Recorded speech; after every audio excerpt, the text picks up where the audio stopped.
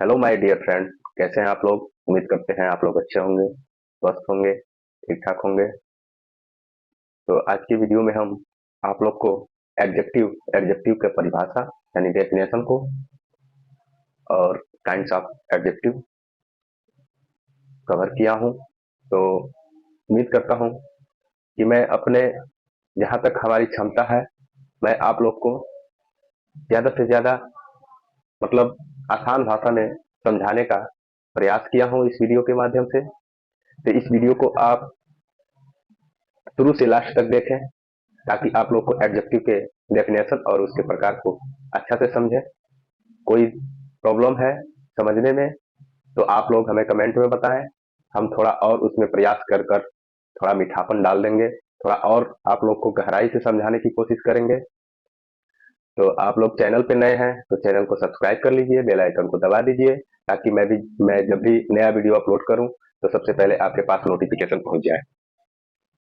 तो उम्मीद करते हैं कि आप लोग को ये वीडियो जरूर पसंद आएगी। जरूर आप लोग इससे कुछ सीखने वाले हैं और पढ़ने वाले हैं। देखिए, पढ़ाई हमारे भविष्य की बहुत बड़ी स्रोत है और जो हम पढ़ाई अच्छा से कर लेते हैं तो आने वाले समय में हमें किसी चीज से लड़ना नहीं पड़ेगा। हमारे अंदर समझदारी रहेगी तो हर एक चीज से मैं उठ के आगे जा सकता हूँ। तो आप लोग को जो कुछ भी पढ़ाया जा रहा है उसे आप ध्यान पूर्वक पढ़िए, अपने भविष्य को उज्जवल बनाइए। तो आइए चलते हैं बिना देरी किए हुए अपने टॉपिक की ओर। एडजेक्टिव यानी विशेषण, इसका डिफिनेशन क्या होता है? डेफिनेशन होता है एडजेक्टिव वह शब्द है जो किसी नाउन या प्रोनाउन की विशेषता को बताता है।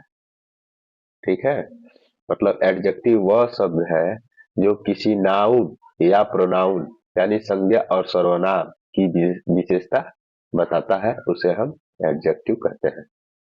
इसका इंग्लिश डेफिनेशन हो गया, an adjective qualifies a noun और a pronoun. Kinds of the adjective यानी एडजेक्टिव के कितने प्रकार होते हैं, एडजेक्टिव कितने प्रकार के होते हैं, आइए उसको जान लेते हैं। एडजेक्टिव के निम्नलिखित प्रमुख भेद हैं। एडजेक्टिव के निम्नलिखित प्रमुख भेद हैं, कौन कौन से हैं? पहला है आपका एडजेक्टिव एडजेक्टिव ऑफ क्वालिटी यानी गुण गुणवाचक विशेषण, इसे हम कहेंगे गुणवा गुणवाचक विशेषण। यानी इसमें क्या होता है, एडजेक्टिव ऑफ क्वालिटी में क्वालिटी से किसी व्यक्ति या वस्तु के गुण का बोध होता है। मतलब किसी व्यक्ति या वस्तु के गुण का बोध होता है, उसे हम एडजेक्टिव ऑफ क्वालिटी यानी गुणवाचक विशेषण कहेंगे। ठीक, दूसरा है एडजेक्टिव ऑफ क्वांटिटी यानी परिमाणवाचक विशेषण। तो इसका मतलब हो जाता है एडजेक्टिव ऑफ क्वांटिटी का मतलब होता है से मात्रा या परिणाम, इसमें मात्रा या परिणाम का बोध कराता है, उसे हम परिमाणवाचक विशेषण यानी एडजेक्टिव ऑफ क्वांटिटी कहते हैं। तीसरा है adjective of number, adjective of number यानी संख्यावाचक विशेषण। ठीक है, तो संख्यावाचक विशेषण को हम कैसे जानेंगे? एडजेक्टिव ऑफ नंबर से व्यक्तियों या वस्तुओं की संख्या या क्रम का बोध होता है। ठीक है, उसे हम संख्यावाचक विशेषण कहते हैं। अब इसी प्रकार आपका हो गया डेमोन्स्ट्रेटिव एडजेक्टिव यानी संकेतवाचक विशेषण। अब संकेतवाचक विशेषण क्या है उसको हम जान लेते हैं। कि जिस एडजेक्टिव का प्रयोग व्यक्तियों एवं वस्तुओं को सूचित या निर्देशित करने के लिए किया जाता है, सूचित या निर्देशित करने के लिए किया जाता है, उसे हम संकेतवाचक विशेषण यानी डेमोन्स्ट्रेटिव एडजेक्टिव कहते हैं। पोसेसिव एडजेक्टिव यानी पोसेसिव एडजेक्टिव क्या होता है? संबंधवाचक विशेषण होता है। तो संबंधवाचक विशेषण का मतलब होता है अधिकार या संबंध का भाव व्यक्त होता है, उसे हम संबंध वाचक विशेषण कहते हैं। ठीक है, ये चीज आप लोग को समझ में आ गया। छठा नंबर है डिस्ट्रीब्यूटिव एडजेक्टिव यानी व्यष्टिवाचक विशेषण। ठीक है,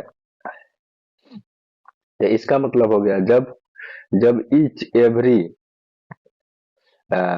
अदर और के ठीक बाद कोई नाउन प्रयुक्त रहता है, उसे हम यानी मान लीजिए ईच है, इवरी है, अदर है, ठीक है, ठीक उसके बाद कोई नाउन यानी किसी का नाम आ जाए, उसे हम व्यष्टिवाचक विशेषण कहते हैं। उसके बाद से आता है इंट्रोगेटिव एडजेक्टिव यानी प्रश्नवाचक विशेषण।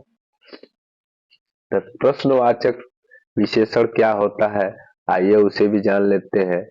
जैसे प्रश्नवाचक में क्या क्या होता है? वाट हो गया, विच हो गया, हुज हो गया। तो मान लीजिए जब वाट, विच, हुज किसी संज्ञा के साथ प्रयुक्त होकर प्रश्न किए जा प्रश्न किए जाने के काम में आते हैं, उसे हम इंट्रोगेटिव एडजेक्टिव कहते हैं। इसी प्रकार हमारा मान लीजिए प्रॉपर एडजेक्टिव हो गया यानी व्यक्तिवाचक विशेषण। तो व्यक्तिवाचक विशेषण क्या है? मान लीजिए प्रॉपर नाउन से बने एडजेक्टिव को प्रॉपर एडजेक्टिव प्रॉपर नाउन से बने एडजेक्टिव को तो प्रॉपर नाउन से बने एडजेक्टिव को प्रॉपर एडजेक्टिव कहते हैं। ठीक है, यानी प्रॉपर नाउन जिसकी मतलब he is an India student, ऐसे आप समझ सकते हैं। इसी प्रकार हमारा है एम्फासिजिंग एडजेक्टिव। तो इसका मतलब होता है प्रबल बोधक विशेषण। प्रबल बोधक विशेषण यानी इसका मतलब जान लेते हैं क्या होता है।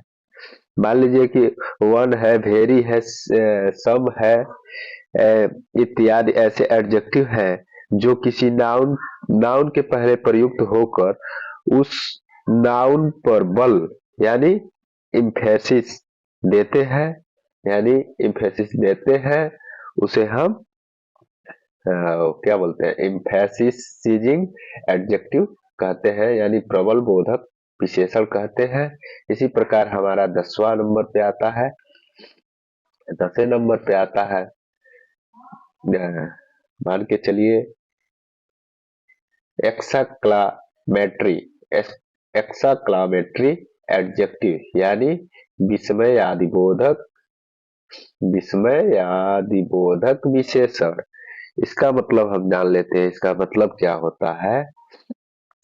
जब वाट का प्रयोग एडजेक्टिव की तरह किसी एक्साक्लामेटरी यानी एडजेक्टिव जब वाट का प्रयोग एडजेक्टिव की तरह किसी एक्साक्लामेटरी सेंटेंस में होता है, तब जाके एक्साक्लामेटरी एडजेक्टिव कहा जाता है।